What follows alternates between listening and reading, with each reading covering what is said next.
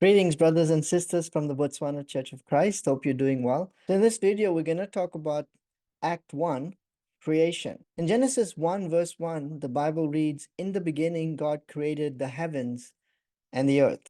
You ever had a situation where, let's imagine you and your friend are having a conversation, and you've known your friend for a very long time, let's say like since childhood, and you meet after a long time, and you reminisce about the past, and you're telling all these stories, and you're having a blast. You're having a really great time connecting with your friend after a long time.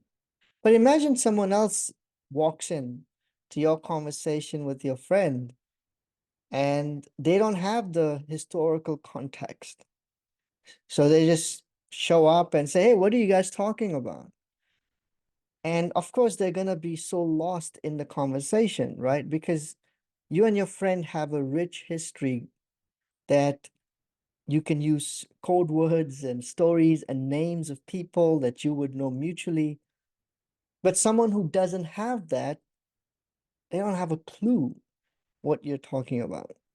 Often when we read Genesis, we we can fail to realize that Genesis is having conversation with its ancient audience. But we come to Genesis without that context, and we read our own perspectives and our own understanding of Genesis. So we might even ask questions like evolution, creation, or is it 6 days of creation? Is the earth young or old? And those kinds of questions. But when we consider the conversation partners that Genesis is engaging with, honestly, it makes way more sense. Dr. John Walton has done some extensive work in unpacking Genesis. It's really incredible. He's written a whole series. I highly recommend you, if you're interested, to obtain a copy and read it, the Lost World series. And in the Lost World of Adam and Eve, he talks about creation as going from chaos to order. So what does he mean by that? Well, for us, creation is the material world. But in the ancient world, they didn't see creation as material world. They saw it as functional. We see in Genesis 1 verse 2 how the earth was formless and empty. But notice what happens day 1. You start to see the separation of light and dark. But then day 4, you see the emptiness being filled with greater and lesser light. Notice it doesn't mention the sun and the moon, because the ancient world would have seen the sun and moon as gods. And so Genesis is teaching them as much as it teaches us that no, they're just created entities created by God. And I love the fact it just says greater and lesser. There's not even anything to it. It's just God created, and it's there to fulfill a function. Again, notice the order and function. Notice what happens in day 2. Again, the formless starts to have form, separating the waters above from below. There's so much more that can be said about this. I'm just going to carry on and not get distracted. Maybe another video, or maybe when we have a session together on Sunday, we can maybe explore that a bit more. The ancient cosmology, which is fascinating in itself. But notice the formless having form, separating what is above from below. And then in day 5, it's filled. The empty is filled with sea and sky creatures. And if you have to guess, you probably can guess day 3 is separation.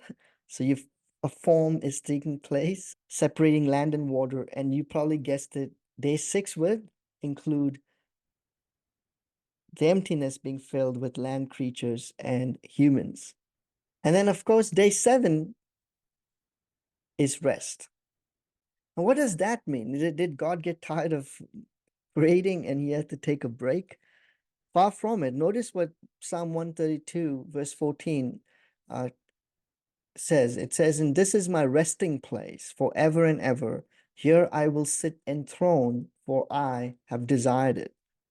So I'd really encourage you to read Psalm 132, and with such a beautiful insight. In the ancient world, rest did not mean taking a nap on a couch. Okay. Divine rest meant coming and dwelling in the temple. And notice in Psalm 132, the resting happens on the throne. Again, not on the couch. And so, what does that mean? Well, simply put, God tabernacles with his creation. In other words, God wants to partner with his image bearers, tabernacling with his creation and partnering with his image bearers to bring wise order to his creation. And we'll see this tabernacling presence of God thematically throughout the Bible. In fact, you can cheat and look ahead and read the end of Revelation. Okay. This is really the heart of the Bible. God wants to dwell with his image bearers and his creation and partner with his image bearers to bring his wise rule and order into his good creation. Now, within that context, the fall hopefully makes sense that humans reject that partnership. And then we'll carry on in subsequent videos to talk about the calling of the covenant family. And that's really what partnership is, right? It's a covenant relationship through whom God will fulfill his desire to tabernacle, to rest with his creation. So hopefully this is making sense and this video is helpful. In the next video, we'll look at God's call to Abraham or Abram and the plan to dwell with Abram and his family in order to eventually gather all the nations. Thank you again so much for watching. God bless you.